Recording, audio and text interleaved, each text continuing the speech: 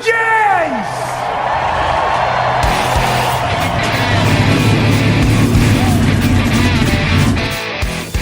Hit the pace car! What for?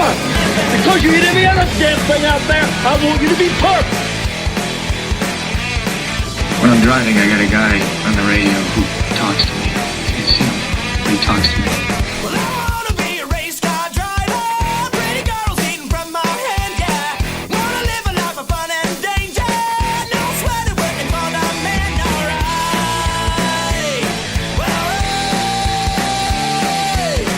I wanna be a firefighter. Cool-headed when the heat is on, yeah. Save my baby from the burning building. Take all the work, sprinklers on, alright. No, he didn't slam you, he didn't bump you, he didn't nudge you. He rubbed you. And rubbing, son, is racing. Hey, race fans, welcome to the Hoobazoo Radio Network, and welcome to the Drafting the Circus radio program. My name is Frank Santoroski. I'll be your host for the next hour as we talk over everything racing. I'm joined in the studio by my two great friends, Seth and Richard. Seth, my NASCAR guy, and Richard, my Formula One go-to guy. Fellas, how you doing? Doing good. Very good, thank you. All right, great to talk to you. So we have become fond of this expression on our show whenever we're doing our predictions, and that expression goes, I think that this week Martin Truex will finally win his first short track race. And, so far, no dice, but guess what? Richmond and Martin Truex finally has that little monkey off his back. So now he's won on road courses, larger ovals, and finally got that short track win. So good on Martin Truex. The other two big winners of the weekend were Lewis Hamilton, who pretty much led the whole race on Formula One's 1,000th Jamboree in China. And the IndyCar Series was on hand in Long Beach for the longest continuously running street race in North America. Alexander Rossi, again, just a dominating performance there as well.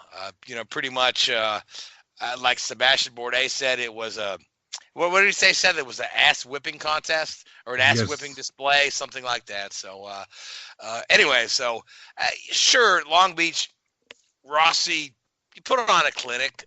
He stopped the field, but the bigger controversy came in third place on the final lap. Scott Dixon was trying to get around Graham Rahal. Graham made a defensive move, maybe a second defensive move. I don't know. I mean, it depends on who you ask. But then when they after they took the checkered and parked the cars, they decided to go ahead and swap those positions.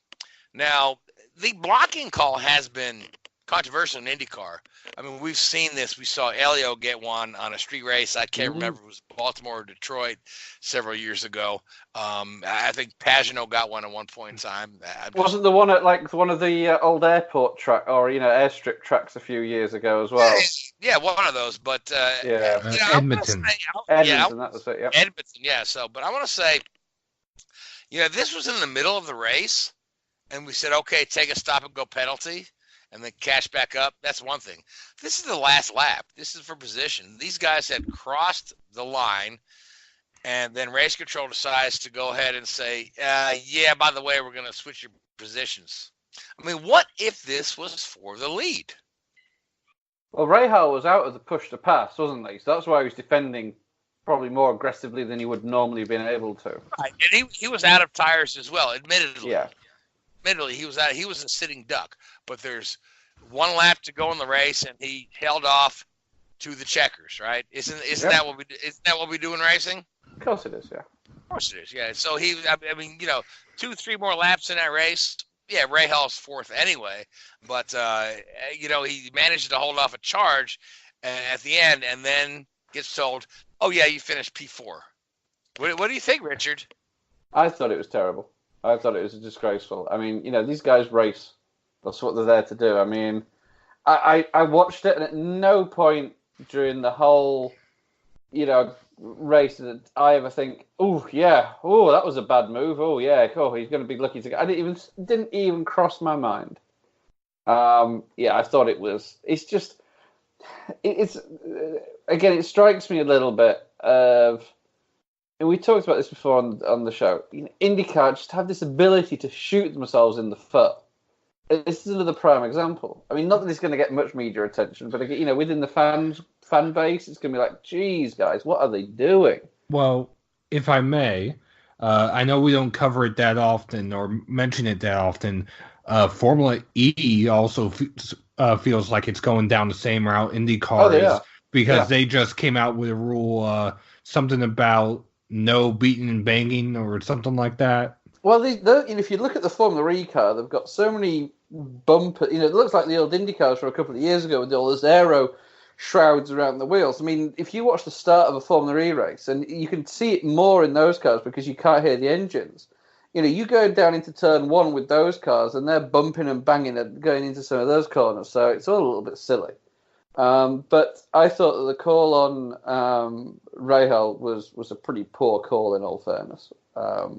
The guy's had a pretty rough couple of weeks after his teammate walked away at the previous race, and then he had the engine failure, I think it was, or a retirement, and then he was putting up a pretty decent show. That was it. Yeah, he was putting up a pretty decent show this last weekend, and then got basically not disqualified but penalised for just driving a normal. Yeah, I thought the guy got a pretty raw deal there, I thought. Yeah, certainly. Yeah, like I say, if it wasn't the last lap, maybe I could see it. But even then, it wasn't blatant. But he was a sitting duck. So the popular opinion amongst IndyCar fans is that Dixon whined and Dixon got his way. Yeah, I mean, has anybody here ever watched those last 10 laps at Monaco in 1992 when Mansell was trying to get past Senna? I mean, geez, IndyCar officials would have a stroke if they saw that race. yeah. Or Monaco in '84 when Senna was gaining on Prost. He said, "Prost, hey, we need to stop the race. It's too wet." Yeah. Or any NASCAR race in Martinsville. Good cheese, yeah. yeah. So, I mean, it's interesting, but I think there have been a couple of articles written that say it sets a dangerous precedent. And I want to agree. It's rather dangerous precedent. So you can't race to the checkers because they're racing to the checkers. At what point do you race then? Exactly. First 10 laps, or no, just do what they do in Formula One and race around pit stops. There you go. Yeah. So that takes some of the drama out of it. But I thought, Graham did a great job defending his position and holding on, on, and then they, and to Graham's credit, he took it like a man, very diplomatically. He's very pragmatic about it. He said, yes, I did block. Was it blatant enough? Was it enough for a penalty? I don't know. He said it's up to the series. He did say, oh yeah, we know there's favoritism. I don't know that there's heavy favoritism in there, but you figure a guy like Scott Dixon talks, people listen, right? Yeah. Yeah, no, yeah. There we go. I've said what I want to say on that one. It was pretty poor. Seth, you have any more thoughts on this one? I'm good on this one. All right. So next up for the series is the Indy 500. The Indianapolis Grand Prix. I'm sorry, but the month of May that kicks off with the Grand Prix of Indianapolis, or the IndyCar Grand Prix they call it now. And we're lining up the entries. A couple of people are still looking for a few more entries coming in. Yukos hasn't announced whether or not they'll be in. Harding announced today that they are going to just run the one car for Colton Herta. Sage Karam is in. The other Dry and Reinbold car that keeps being hinted to be J.R. Hildebrand, but nothing official yet. But the cars will take to the Speedway on April 24th for an open test, and there's 28 cars confirmed for that. So the bulk of the field will be there. This being said, last year we saw two cars bumped, Pippa Mann and James Hinchcliffe. Now, Roger Penske had said something last year along the lines of he wished there was a little bit of protection for these guys that run the entire series. Chip Ganassi got on board earlier this week saying he agrees with Roger. We should have that protection for those guys. Now, the backlash to this is Indy 500 needs to be the fastest 33. If you're not there, if you don't have the speed to get in the field, you need to go home. I get that. I appreciate that. But this day and age, right, in the current economic climate, it's tough for a team to attract a sponsor who will sign on for a full season. I mean, the rotating livery is in most forms of racing right now because nobody wants to sign on for a full season. How much harder is it to say, hey, Ben, you're on for the full season. We might get to Indy. We might not. We don't know. But selling that sponsorship package to say, hey, we're running the full series, which puts us a spot in Indy, is a better sell. And it takes care of the health and well-being of the guys that support the series full time. That's an unpopular opinion. Now, Seth, you got some thoughts on this? Well, yes, it does remind me a lot of the idea of the top 35 rule, which used to be king in NASCAR starting around 2008 or so. It came in to being in 2007, 2008 because of the economic climate at that time to give teams an opportunity to go to a sponsor and say, hey, we're guaranteed to start this week because we are in the top 35 in owner points. I understand the rule. I understand why it came to be in NASCAR. I understand why they're talking about it in IndyCar. But there needs to be a good split. And I don't mean a split like how IndyCar did back in the 90s. I mean a good split of guaranteeing enough of the full-time competitors but leaving enough spots open for the one-off drivers. Right now in NASCAR, they have the charter system, which guarantees 36 spots. And then you have 4, as they call them, open teams. Whether or not something could be done in IndyCar along those lines, maybe guaranteeing there's maybe 23 full-time teams, 24? Realistically, there's 20 guys. Okay, so say there's 20. There's 20 guys that run the full series. There's 22 full series entries. Two cars that run the full series are shared.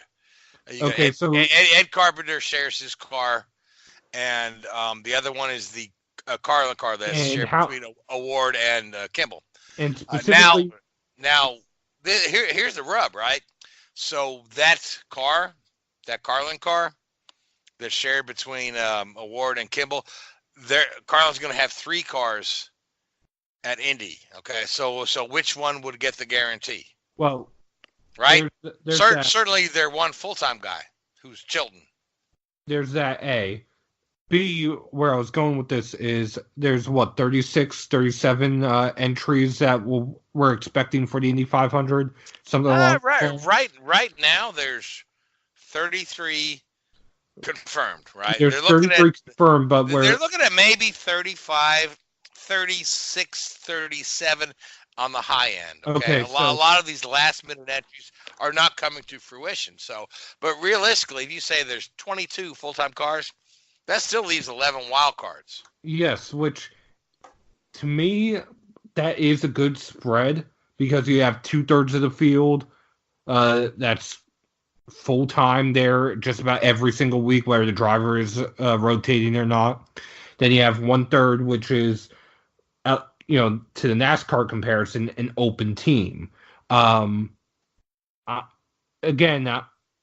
NASCAR guy, I understand why in NASCAR we have some rules, like, say, the lucky dog, green, white, checkered, stuff like that. But I understand why open wheel doesn't have it because it's a different tradition. It's a different legacy there compared to NASCAR. Should everything in NASCAR or anything in NASCAR be applied to IndyCar or vice versa? That's not really for me to say. That being said, I understand why Roger Penske and Chip Ganassi are advocating for this. The one thing I'm afraid of is because if I'm right, there was something similar going on in the 90s that eventually led to the split between kart and IndyCar. Okay, so I'll go ahead and jump on that one and tell you that this was after the split. Okay.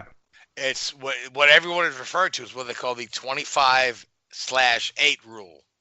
And this is when Tony George conceived and started running the Indy Racing League. And he guaranteed that the Indianapolis 500 to the starters or to the full-time enters in the Indy Racing League, which was his fledgling series, and eight wildcard spots. So the 25A rule was designed to keep all of the guys running kart, because you got to figure there's a whole entire other series, right, that have cars that are eligible to run your race. So it was to keep them at bay, to make sure that the kart series did not usurp the entire Indy 500 field and leave his regulars out. Now we have one series now. Okay, so we're not talking about keeping the rival series out to make sure that our guys are rewarded for their loyalty. We're talking about taking care of the guys that are loyal to the one series we have, and maybe it's a kick in the nuts to the Indy only guys or the one-offs, but there's still, like I said, there's 11 wild card spots. But why not reward these guys that run the entire series week in and week out and say, yes, when you sell your sponsorship package to whatever corporation you're selling to, you can say, and you will see our car in the Indy 500. Arrow dumped $1 million into a hospitality at the Indy 500 last year, only to see James Hinchcliffe get bumped. Yeah, unfortunate, yes, but and luckily Arrow was kind of cool with it. But if that was somebody else looking to join the sport and taking a $1 million bath, they're not coming back. And sponsors are hard to come by this day and age in racing. So I see no problem with taking care of those guys that run the full series week in and week out.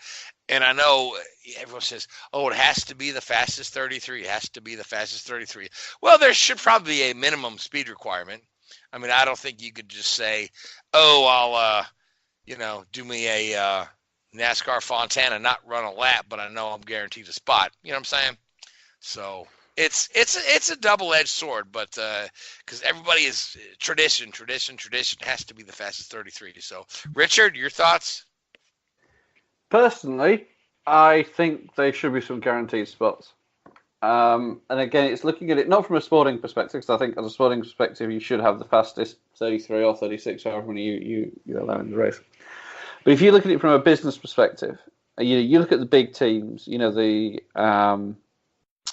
Penske's, the Andretti's, the the Ganassi teams out there. They all have reasonably high profile sponsors. The Verizons, the Napas, the guys like that of the world, the companies that are recognizable to people on the street. And that's an important tool not only for the series to have these sort of high profile sponsors, but also for the sponsors to be able to promote their brand at the Indy 500. So we've talked about this many times. One of the problems that IndyCar has at the moment is that the Indy 500 is like their, the Indy 500 is their big event of the year, and probably that one race props up, the rest of the season. In all fairness, so if you're a sponsor and you've got a guarantee, that you are guaranteed to have a car in the race, there's probably a bit of a premium involved in that. Deal. Now, that's not to say that the chances of a Penske or a Ganassi not qualifying are relatively slim. But, again, But it has happened. Oh, yeah, it has. I mean, exactly. 1995, Roger Penske could not get his cars into the field. Yeah. And so sat on the sidelines after winning the race the year before. Yeah. So what benefits the series and the sport more? And again, I'm not trying to say this in a derogatory way, but you have a Verizon sponsored Penske car in there, or with a big name driver, a Willpower or whoever, or you have and goodness me, none of these guys that attempt the Indy 500 are amateur drivers, but somebody who hasn't maybe competed for a number of years, or somebody who has a bit part schedule and comes and goes and doesn't really have the same level of professionalism with some Sure, like a Sage Karam or J.R. Hildebrand. Well, Man, I mean, there's a lot of those indie onlys. You look at their sponsor. There's some family business or some mom and pop business that wants to throw a few $100,000 at a Indy 500 entry or whatever that nobody's going to remember and nobody's really going to pay much attention to. So, from a series standpoint, it's all about these blue chip and these high profile companies, and that's what they want. They want these organizations, and from a team's perspective, if they can guarantee an entry, then it's better. I think it's better for them, it's better for the sport, and it's better for the profile of the series. Absolutely, yeah. Purely from a business perspective, but from a sporting perspective, yeah, they should, go at it, and if you don't get in, tough. But I think from a from a business perspective, you need a certain amount of guarantees. Well, and you need to do what's going to be best to grow the sport in the future. Yeah. That's what I mean. So we all have to accept that, racing is not only a sport, but it's a business. Yep. And that's how things work. So anyway, very quickly, how many teams that... Here's a question for you. I'd probably nobody knows the answer off the top of the head. But how many teams have tried to, who've done a one-off entry into the Indy 500, not qualified, and then gone on to become a full-time series regular? Not many. Not many, yeah. And this is the other thing. If you have that little dangling carrot out there for a guy who runs a part-time schedule or an Indy-only entry, and he may be able to entice his sponsor to throw in the extra couple bucks to run the full series and strengthen the field week after week. Oh, yeah. Dreyer and Reinbold picks up some decent sponsors for their Indy 500 only entry. Wix Filters. But it's like the cost of an Indy effort, the bump up to run the full season is not that much more, honestly. And just a quick comparison to NASCAR recently. And I want to say it was 2014, Tanner Berryhill and his family-owned team were attempting the Xfinity race. And Tanner had said if he didn't qualify for that race, that was it. They were not going to have money to run for the rest of the season. And that was when they were doing the group qualifying at the super speedways. Unfortunately, he got caught up in a wreck in qualifying. Until last year with the Bica racing, he had been on the sidelines because that was their one shot to get a sponsor. And unfortunately, it didn't work out for them. And that was the breaks of the game, yeah. So, but you're talking a one-off guy there. So I don't know. There's no easy answer to this, but the most important thing you need to remember, if you're going to hang your hat on what's been done in the past and say, oh, it's tradition, you're going to match it. Those that live in the past, there's plenty of good jobs for you. Museum curator, Civil War reenactor, NASCAR. NASCAR. Oh, Richard, you're horrible. You're horrible.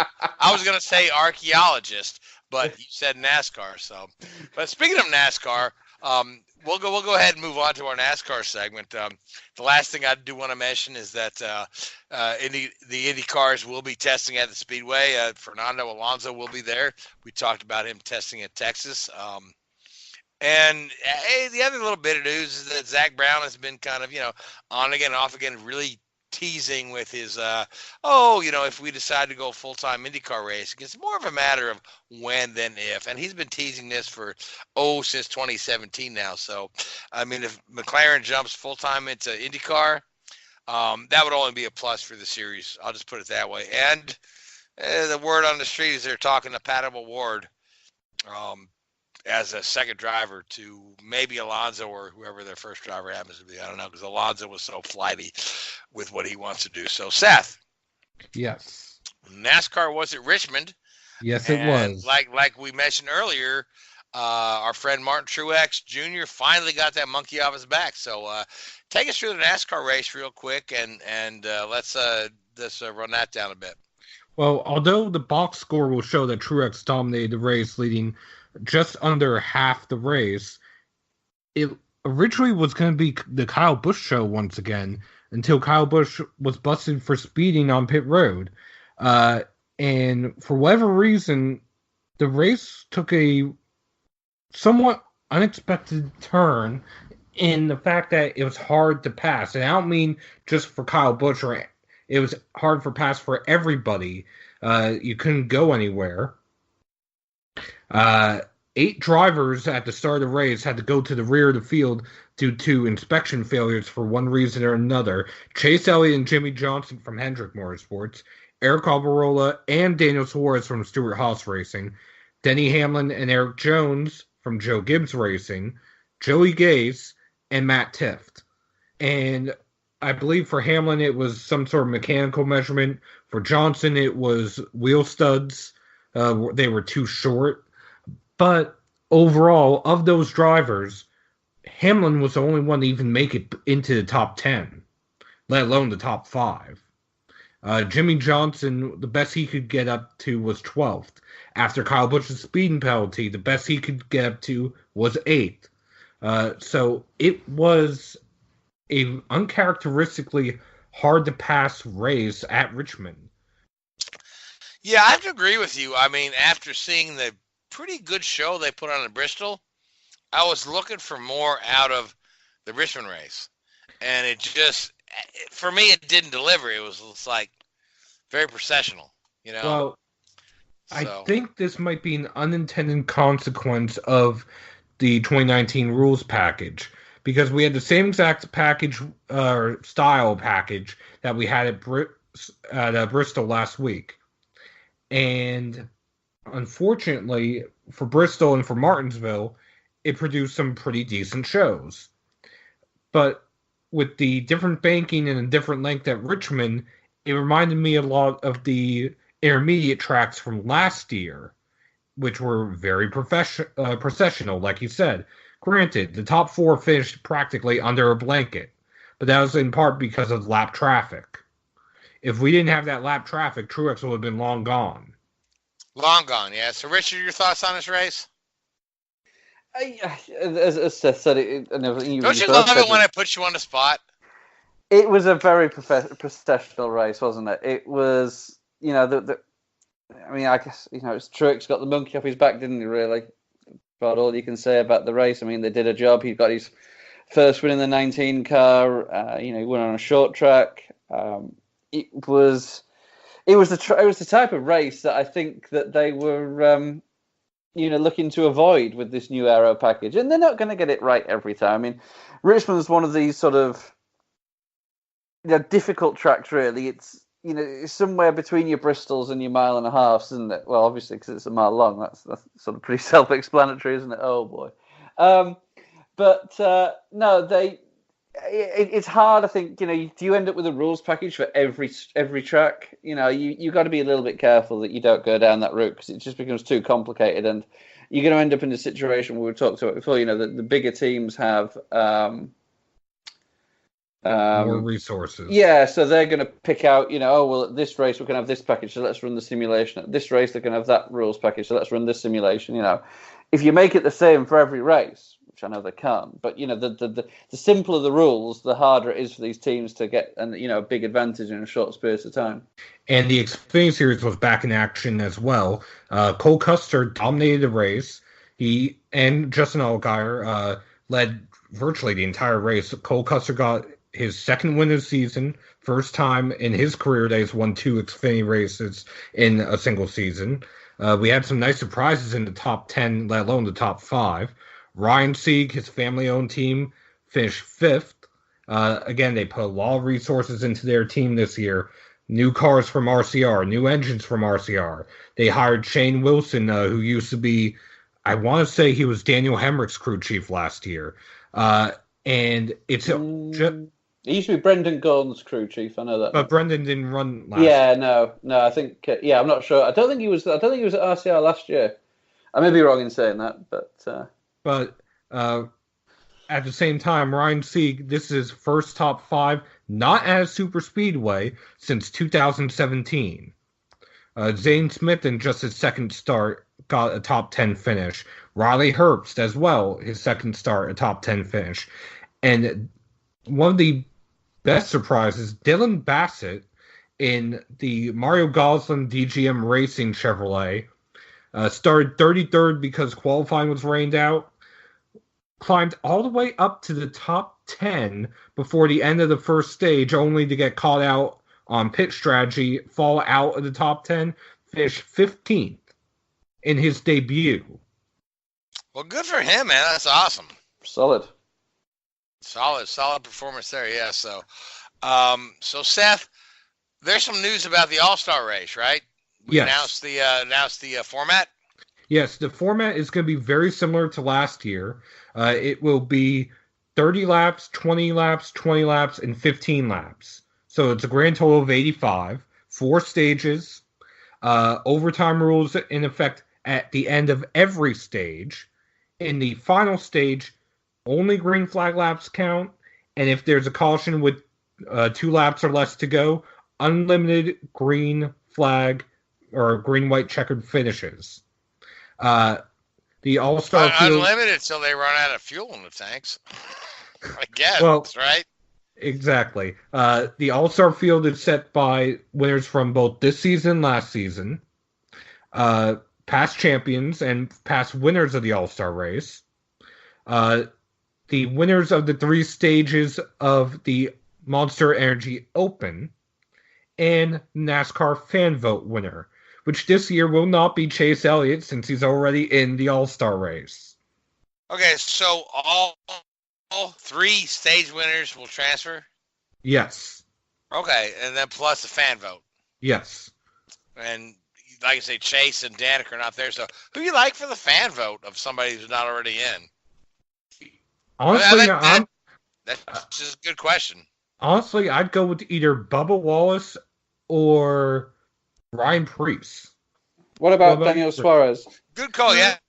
I can see would Bubba be a Wallace good getting a choice fan as vote, well. yeah. And there's 2 new technical elements.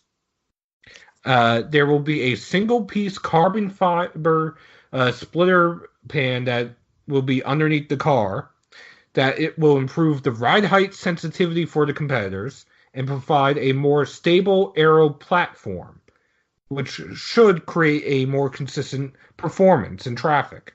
The other element is all the cars must be configured with a radiator exit duct through the hood. Both of these will potentially be a part of the Gen 7 car that is slated to debut in the 2021 Clash. All right, interesting stuff. So, Richard, kind of explain this thing through the hood here. I mean, you've worked on race cars. You're an engineer, so what exactly are we talking about? Well, cynically, you'd say that the main thing they want to do is try and, simulate the road-going versions of these cars, which is, I know, something they're looking more closely at for 2021, I think it is, for the Gen 7. But I think the main purpose of what they're trying to do here is get air away from underneath the car. You're almost in the realms of generating ground effect cars these days. If you were to look at the underneath of a Cup car these days, it's sealed in almost every location possible. Everything from the radiator pan through to the steering arms, through to the engine mounts. they're all trying to be flush and the same height across the entire underbelly of the car to keep the aero clean and generate huge amounts of downforce that way. So the potential, what they're trying to do here is, move air away from there and reduce the downforce generated by the underside of the car and have the overbody downforce a little bit more effective. It'll be interesting to see how that goes, how they work. That's going to be a lot of hot air traveling over the top of the car, so it'll be interesting to see what they manage to achieve with that. But it's not a bad move, I don't think. You've seen a little bit of it recently with the front ducts that they have in the cars now on the intermediate tracks. Again, that's trying to limit how much the teams manipulate airflow around the front of the car, underneath the car, and through the wheel openings and the like. So there's a lot of work going on there, and I'm guessing that's what they're trying to do. They're trying to reduce the airflow under the car. All right. We get to the All-Star race. We got a couple other races ahead. Where are we next? Is it Kansas next or Talladega? Talladega. They're off this weekend, aren't they? Silly me. Yeah. Well, Easter's coming this week, so Talladega next. All right. So, do we want to make some calls for Talladega? Make a prediction for Talladega? Well, this will be the first time they're using just a tapered spacer and not the restrictor plate, so it's a big unknown as to what we're going to see. So I'm just going to go with somebody who's been winning this year and say Kyle Busch. Not a bad call. Richard, who do you like for Talladega? Is it the guy I always pick for these speedway events? Because I think he's going to pull one off eventually. It's Paul Menard. Okay, and I'm going to go with, again, like I said, this is a big wild card here. So I'm going to go with Keselowski. He knows his way around Talladega, even though it's not a restricted play race. So that'll all play itself out in time. So now, Richard? Yeah. Yes, we have 22 full minutes to talk about Formula One. And it was our friend Lewis Hamilton who took his 75th win in Formula One's 1,000th race. I mean, that's two little milestone moments at once. So at the same time, just go ahead and take us through it. Well, of all the races, you give me 20 minutes to talk about, it's this one, isn't it? We have an amazing race that's... We could talk for 2 minutes about the race and 18 minutes for something else. So, whatever you want. Say, 1,000th race. And it's been a little bit, I don't know, it feels like it's been one of these events that Liberty Media and Formula One and the FIA and everybody have been trying to push. Oh, it's the 1,000th race, 1,000th race. But it was like, ugh. If it had been a Monaco or a Silverstone or a Spa or a Monza, I think it would have had far more effect. The fact that it was in, China, which is relatively new to the Formula One scene, it's, in the US it was on at 2 o'clock in the morning on the East Coast, so that's like 7 o'clock in the morning in most of Europe. It didn't have the TV coverage. I don't think it was even shown live on free-to-air TV in the UK. It was on like a catch-up show or premium TV. So it just didn't really have that that's something about it. It was quite a bland race, I think, and the events around it were a little bit almost forced, I think is probably a good way of looking at it. Yeah, I mean, I think the most exciting moment of the weekend was Bottas nipping Lewis for the pole. Yeah, or you can have Damon Hill. But that on race day, that didn't make a difference anyway. The other good thing I thought about the whole race weekend was Damon Hill driving his father's Lotus from 1968 or something like a proper race car. But yeah, the actual race itself and the whole race weekend, coming out of Bahrain, you expected the Ferraris again to, excuse me, be quick and competitive. After Leclerc arguably should have won Bahrain, and it just didn't materialize. You've got to wonder if, when you look at Australia, Ferrari said they were overly conservative on cooling. Then they went more aggressive in Bahrain, and they had a failure of a component within the hybrid system. I'm guessing it overheated. So, maybe when they went to Bahrain, they were too aggressive on their lack of cooling. And then so coming to China, they had to go back to their conservative cooling package, which was, what you saw in Melbourne.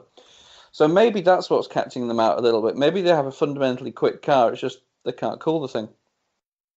But yeah, I mean, I think the top 10 were all, looked like Noah's Ark with people coming out there 2x2 within each team. You had the Mercedes, Ferraris, Red Bulls, then the Hasses and the Renaults, was it? I think all made up the top 10 in that order. And, the race again was pretty subdued. Hamilton got ahead of Bottas at the start. Leclerc got ahead of Vettel. And then Ferrari pulled the team orders and swapped that, which I thought was a little bit unnecessary. I mean, because Vettel wasn't particularly close, and Leclerc held his own even when Vettel got past him. And then, oh goodness me, what Kvyat had a little bit of a he hasn't changed in the last 2 years, has he? Really, he had a little bit of a torpedo moment. Yeah, brain fade in turn 1, 2, whatever you want to call it. No, was it that corner? Or was it? No, it was later on lap. It was like turns 4 or 5, wasn't it? And managed to take out both McLarens in one move. I mean, they finished the race, but they were had quite substantial damage to both of those McLarens. I think Lando Norris has probably got. I think it was Lando Norris who actually got airborne. He's probably Lando Norris actually retired with 6 laps to go. Okay, yeah, probably from back pain because when those things land on the curbs, like when they go a couple of feet in the air and then land. Ooh, yeah, you feel that. What else did we see from the race? Again, poor race pace from Haas. They say they're struggling to get the tyres into their operating window when it comes to temperature. That may well be the case. That's like a mechanical setup thing, a suspension geometry and the like there, rather than aero thing. Aero is normally, your 1 lap performance. Renault again still struggling from reliability. I believe Hülkenberg retired this week, so that's 3. That's what 4 cars have retired from 6 possible finishes in the first 3 races. So they're really struggling there. Again, the Williams were a good, half a second to a second a lap off the pace and in race trim, and it gets it's difficult for them. They're struggling. There's signs maybe of minor improvements. In qualifying the half a second off rather than a second off, but they need Barcelona to come up pretty quickly. When I'm guessing it's Barcelona where they're going to have their new package or revised package, but then again everybody else is going to have a revised package, so how much are you going to gain? So for a thousandth race, unfortunately it was a little bit of an anticlimax, and I think everybody now is just looking forward to the next race in Azerbaijan, which, as we've seen from the previous events there, is normally a pretty good race. And that's a good one. I think everybody's looking forward to that one a little bit. And China's one of those events which is, if it was to fall off the calendar, I don't think it would be a huge loss. There has been talk about a street race in Beijing or somewhere in China, which I think would be good. I think if you've seen Singapore and Bahrain come through, definitely Azerbaijan. Sorry, rather than Bahrain, Azerbaijan come through. Street races don't have to be boring anymore. Singapore's had a few snooze fests, and of course Monaco's just purely there for the tradition rather than the actual racing. But you look at what Azerbaijan's brought to the table, and people are starting to say, well, you know what, we can have actually some pretty entertaining street races now. So if we actually sit down and design this track properly, we can come up with a pretty good package. And obviously, the package you design is based upon the streets that are available to you to a greater extent. You never know. Yeah. So if it could work. Rich, we're a couple races in, right? We're a couple races in, and pretty much every race has been a Mercedes 1-2. Yep. First time since 1992. Yep. So I mean, we were expecting a much more competitive season. We the Ferraris were hyped to one. I mean, is this I mean, are we done? Are we seeing Lewis No. Hamilton going to go ahead and win his 6th championship? I know it's a long season, but it's just like, wow, it's been a letdown because we're expecting somebody to up and actually challenge. The best challenge we got was Leclerc, and his thing went up in smoke. Yeah. With the car. And the Mercedes were right there to just pick up the scraps.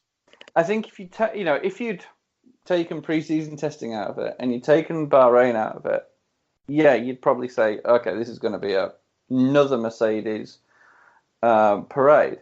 But no matter what anybody says, those Ferraris are fundamentally fast. They have a quick car. You look at the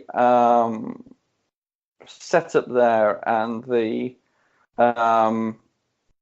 the raw pace in that car that they showed during preseason testing, that they showed in Bahrain, is there. They just need to learn how to extract it properly. I don't think Mercedes have that pace. I really don't. I think if you could have, and I'm guessing here, going back to the cooling package scenario, if you purely have the best and optimum cooling packages on both cars, the Ferrari is a faster car. It's just they need to get into that window, and they need to work out how to do that pretty quick. Because that's one of the downsides of preseason testing in Barcelona. It's pretty damn cold in the middle of winter out there. And, you're not really testing your cooling packages to the full extent. I mean, back in the day, they used to go out and test in Bahrain and places like that to get some real hot weather testing and to really stress the engines out. And obviously that's not something they can do it, they don't do anymore because of the expense. But I think it's I think we need to give it a few more races before we turn around and say, well, you know what, Ferrari are done, because I think there is pace in those cars and they just need to unlock it. And there's other little side notes as well. How are the Hondas going to develop in the Red Bull? They're showing promise. A Haas, who's going to win that 4th place crown? Haas, Renault, Racing Point, Sauber. Who's going to come out of the pack to lead that sort of second tier? I think is another interesting battle that we're going to have on our hands throughout the season. Yeah, there's a lot of great developing stories out there in Formula One. So now, are we Azerbaijan this coming weekend, or are they off? The following weekend. I believe it's the following weekend. So everybody's off for Easter Sunday. Correct. Yeah. And then we're back to racing. Azerbaijan, I love that place, man. Yeah.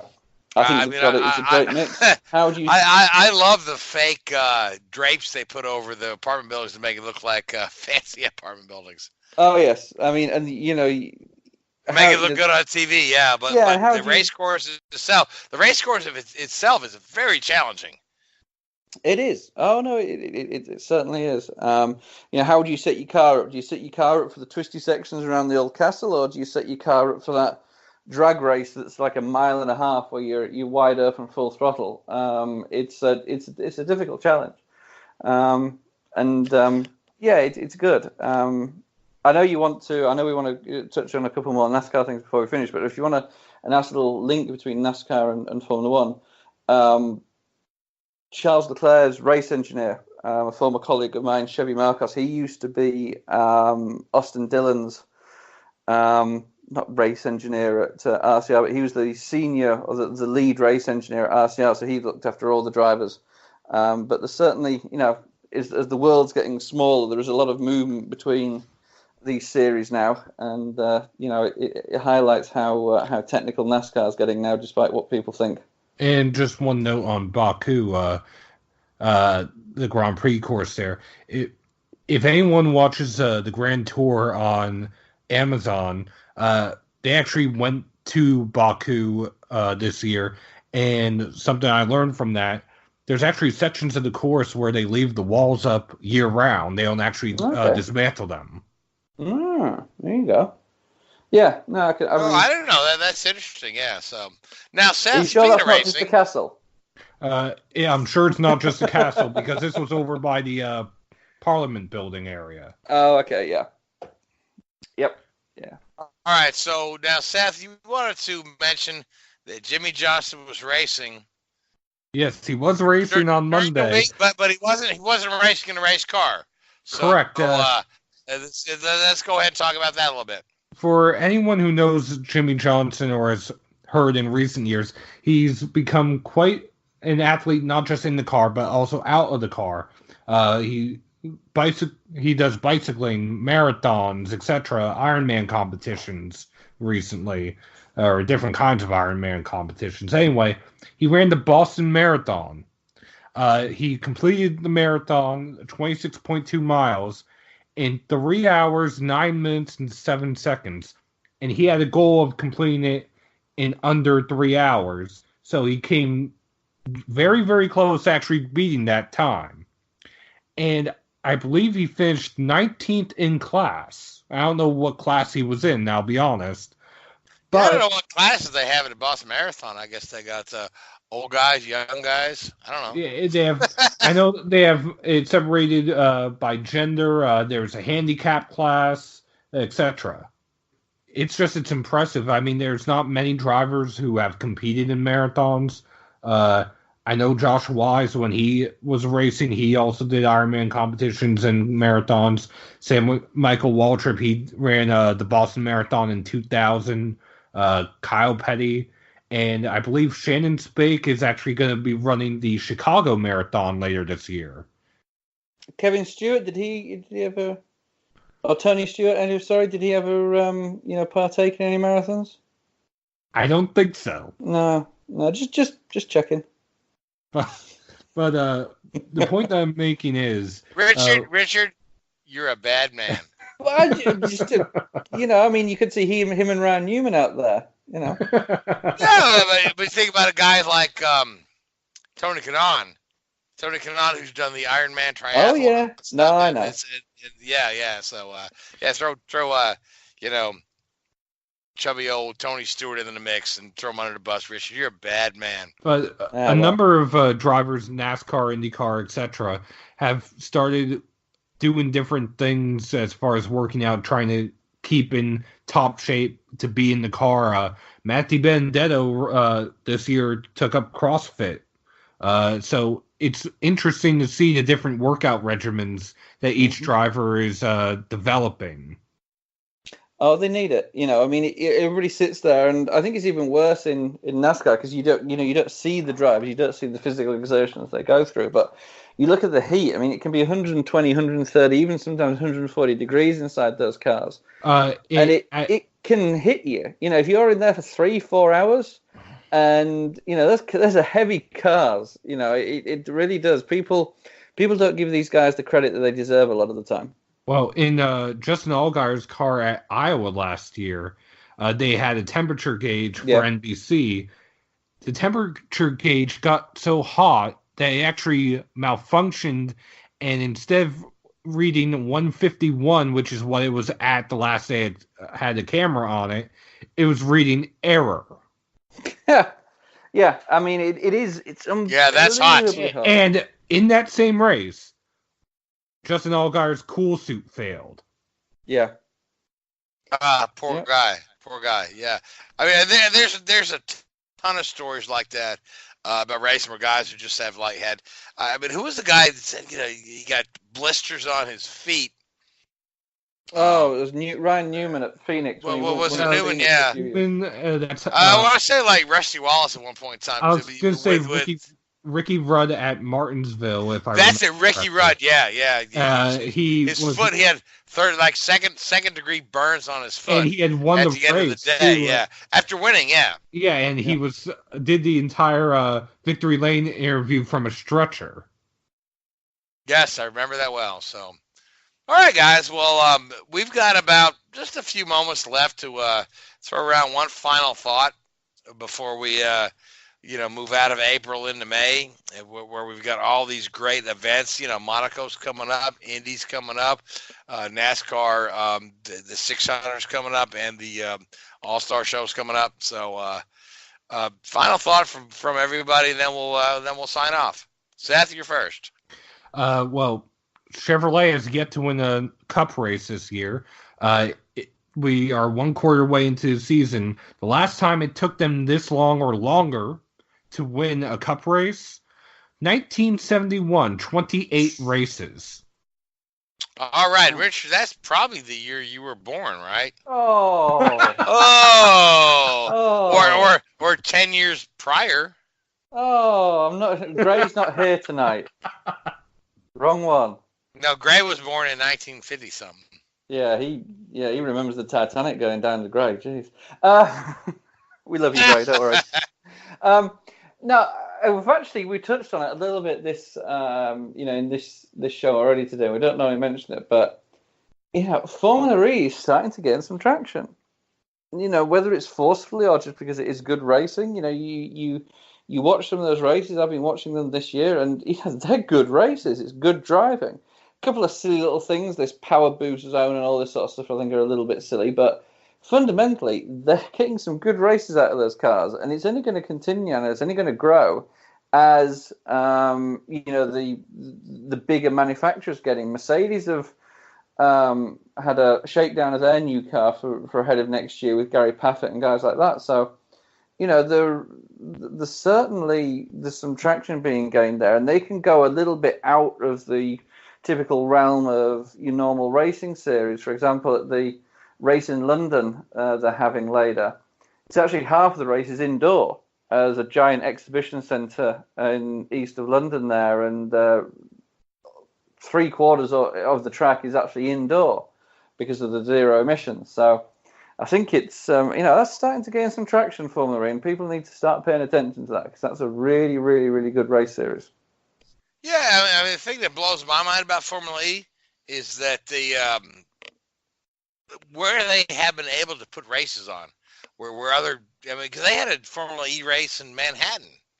Yeah. I mean, NASCAR and IndyCar NASCAR and IndyCar have been trying to, and Formula One have been trying to get a race in that area forever. And but that Formula E, oh yeah, fine, sure, yeah. Well, you guys come out, so it's certainly part of it is the political standpoint, I think, from the what you're doing. Yeah. But the manufacturer interest in Formula E is second to none because it's the wave of the future. So, but we got about a minute left for my final thought. My final thought is just that, month of May's coming up. Excited about it. I'll be packing my bags and heading off to spend the whole month in Indianapolis, like I like to do.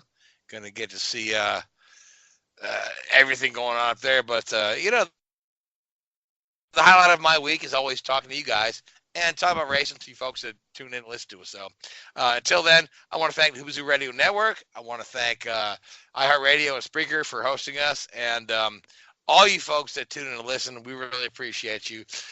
Keep watching the races. Good night.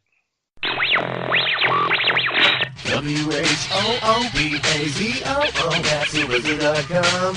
Enter website, enter website, enter website, enter website.